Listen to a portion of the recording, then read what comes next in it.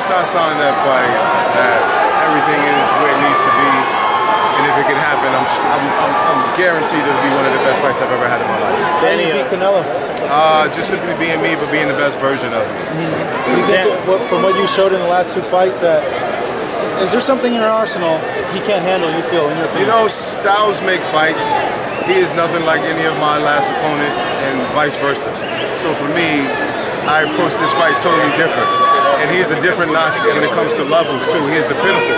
So I always love when I fight a guy who in a fight's a 50-50 fight, because it makes me bring out the best in me. You see a skill set that you haven't seen in a long time. I've been fighting guys, really good undefeated guys, but this is the pinnacle, and I'm looking forward to, if it happens, putting my best foot forward and showing a really good fight. Danny, how's that fight go if Canelo fights in the style he fought in tonight, that seek and destroy kind of style? I was talking to my manager during the first round, and I said, if he fights this fight with me, it'll be a different fight. You know, Phil had too many loopholes. He wasn't sharp. He's a long guy, so Canelo was able to, you know, lose certain punches, but it'll be a totally different fight. I will come forward, but I'm also fast, sharp, and strong. In your fights against Selecki and Deryanchenko, it was like one round you would be dominant and look great, then the next round the guy would be on even footing. Was that at all because of you and your own fighting thing? You know what, it could be many reasons, but ultimately I just think that it's the level of competition that I'm fighting.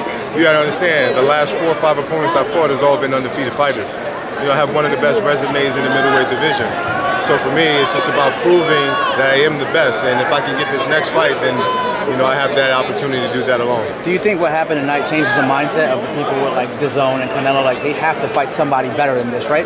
$36 million a fight, we're gonna get this? Yeah, I mean, of course. I mean, it was a great fight. It was a one-sided fight, but obviously they want to get the best fights that the world wants to see. And I think I'm next up and running when it comes to possible opponents.